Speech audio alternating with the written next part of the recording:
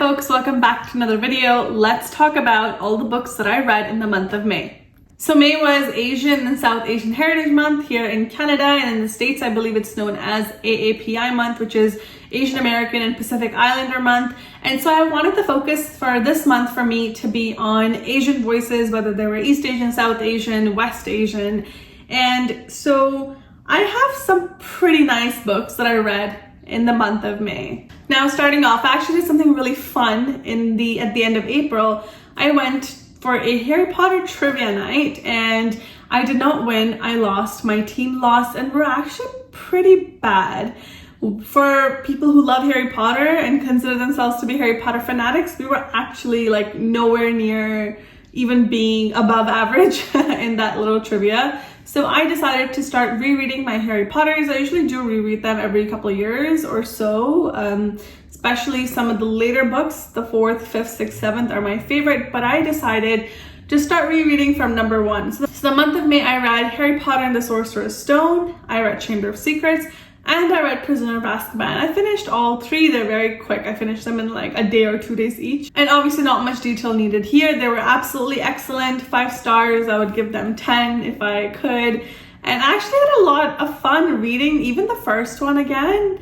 I didn't reread the first one a lot because it just felt too juvenile and kiddish, but it was still very heartwarming. So that's where the first couple weeks, actually week or so, of my May went. After that, I finished 4 books and they were quite heavy in themes. I'll share the trigger warnings of each one wherever I can remember them. They were really incredible books already. Spoiler alert, like 3 out of 4 were like 5 stars for me.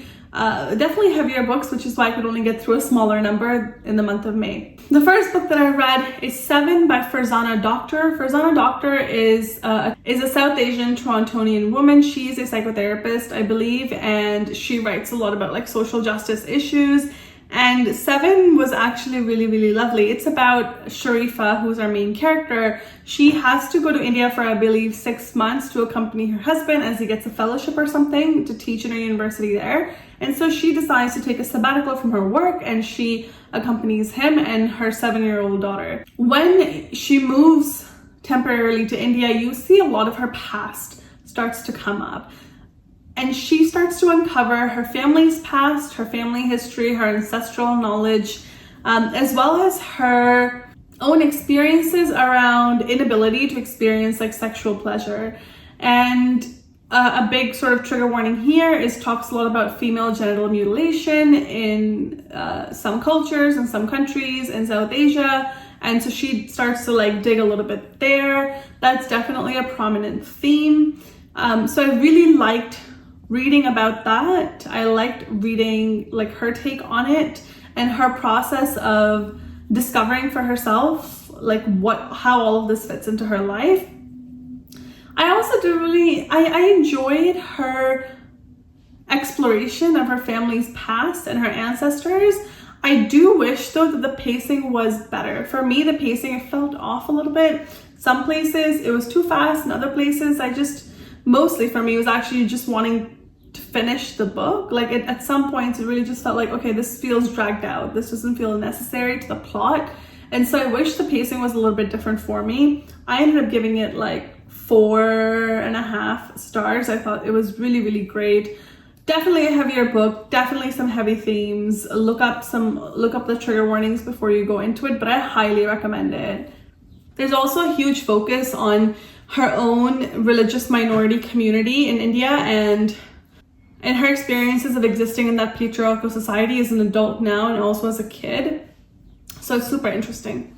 Okay, so the next book is actually quite special for me. This was my very first ARC, which is an advanced reader copy that publishers will release to certain folks. I got it through NetGalley actually. And the book is The Lion Women of Tehran by Mirjan Kamali. And this book was phenomenal. Okay, The Stationery Shop of Tehran is her first book and it's been on my list forever and I still haven't read this. When I saw on NetGalley that they had Lion Women of Tehran, I requested it and by some miracle, I was granted an ebook copy. It's out on July 2nd, so I highly recommend that book. Get your hands on it, whether it's from your library or from your local store. But this book was an easy 5 stars for me, okay? So it's set in 1950s Tehran, Iran, before the switch in the political regime. And it follows our main character, Ellie, who comes from a very like bourgeoisie family, but she's recently fallen down, I guess, the social ladder after the death of her father. So her and her mom have to move into this like poor neighborhood because they can't afford anything else. There she meets this like lively girl, Homa, who is like directly a contrast to her own personality, and they become fast friends. The story goes on from there. So it follows these two girls through the decades and how their friendship gets tested, where their friendship stays consistent, where it breaks apart, all in the context of coming of age in this like building political unrest in Iran at that time. Especially as I believe the political focus shifted from Iran being a monarchy to coming under like strict like religious rule. You certainly get to see like whole transition of Iran as a society and the condition of women, the rights of women. You definitely have our character Ellie, who's not so much into politics, but then how, you know, turning a blind eye still doesn't change what's happening in the world around you. If anything, it makes you more vulnerable to it. And I absolutely like loved this book. There is, you know, obviously some really important themes of socioeconomic status, of privilege, of power, of politics and shift in politics. But if you like reading about strong female characters, about friends, about women navigating oppression and liberation, women-led perspectives and women's rights, like I think you would really, really enjoy this book. Marjan Kamali is such a talented writer. I was engrossed the entire time. And there were some mentions to the stationery shop as well. They talked about always going to this one stationery shop, which I'm assuming is like tied to her first book. And I was just so much in awe. Like after I read this book, there was of course a lot about Western Asia and Iran's like own history that I don't know about and I never bothered to learn. And this, I felt like really enlightened me as well, and all from a perspective of two really awesome female characters. Some trigger warnings for this book, like it talks a lot about the death of a loved one. You have mentions of sexual abuse, oppression, political unrest, and eventually war. But like I said, an easy 5 stars. This was an incredible book, and I'm going to be picking up Stationery Shop super soon. I actually bought it on my Kobo the other day, and I'm gonna get started on that.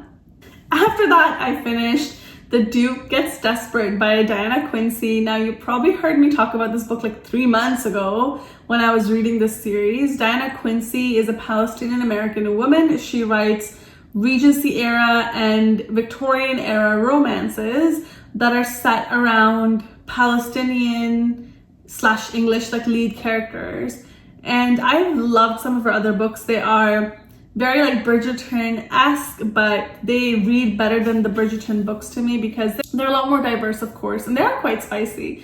And I just love seeing women of color as lead characters. And it's not just like a token woman of color. You have a lot of integration of like the Palestinian culture and food and mannerisms and whatnot in the characters and the plot line as well, which I have loved. My problem with The Duke Gets Desperate was that I was desperate for this book to finish. I'd had it like, and that's why I abandoned it for 3 months. And the only reason I finished it is I flipped through the pages and I needed to know how the book ended because there's a murder mystery in here and I needed to know like who did it. And once I found that out, I just skimmed through the rest of the pages and I put it away. I have it upstairs. I don't even want to go get it. I didn't enjoy it that much, but I did enjoy all of the other Diana Quincy books. I thought they were lovely. I think it's also my fault. I read all of them back to back to back, where I got really frustrated with the sameness of the books, and maybe that's on me, but it's still a really lovely series that you should check out. This one in particular is about Rhea Darwish. She's an American woman who has come to England because her aunt's passed away. Her aunt was married to a duke, and more than that, her aunt has written everything, the estate, including the estate, to Rhea in her will, and of course that pisses off the duke's son, who is now a duke.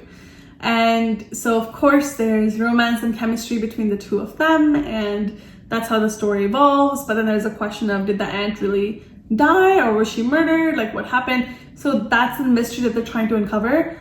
I think this book started out really well. I gave it still 3.25 stars at the end. I just wish it wasn't so long. That's my only thing with this third act breakup and makeup. I just find that so tedious in all romance novels, but I highly recommend this series. And the last book that I read in the month of May was the super long but super amazing Pachinko by Min Jin Lee. This is a National Book List Award winner, and I just had to read it. And I'm glad I had it on my Kobo because it was just much easier, because it's a big book. It took me a long time to finish this book, but just because it was big of a book doesn't mean it was slow.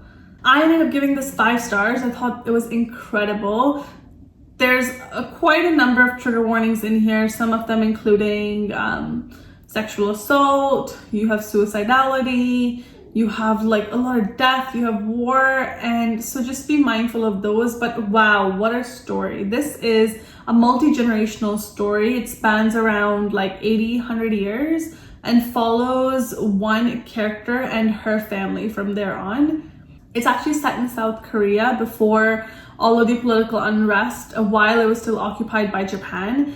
And it has a main character, Sunya, I believe that's how you pronounce her name. She's very humble roots. She's the daughter of a fisherman, and there are some mentions of the people before her in the family, but then she is really like the crux of the story, and it starts from her. She gets impregnated. She has to then move to Japan, because whenever a country colonizes another, the colonized and the oppressed people don't see much more opportunity left in their own country, so they move to the colonizer's country for further opportunities. That's what happened with a lot of South Koreans at that time. They moved to Japan to pursue opportunities and prosperity, but of course when they moved there was a lot of like racism, a lot of social inequity, and so that's really like how story involves. But it's also a story of resilience, and what an incredible cast of characters.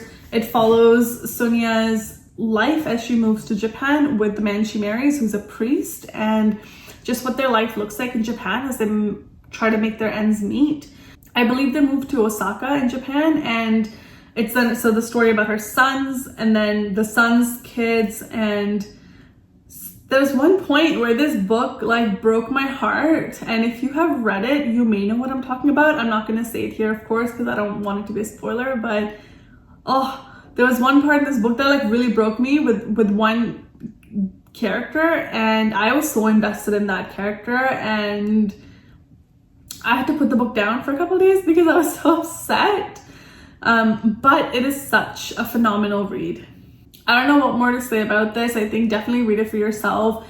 You have like really important backdrop. You have a really important backdrop of privilege versus poverty. You have social inequity, but you have resilience through that. You have ambitious characters. You have strong-headed women, like dedicated men. It's such a good cultural commentary. And again, like I said, a lot of the history of East Asia or South Korea, well, like I said, a lot of the history of South Korea I was a little blind to, so it was really nice to learn about this.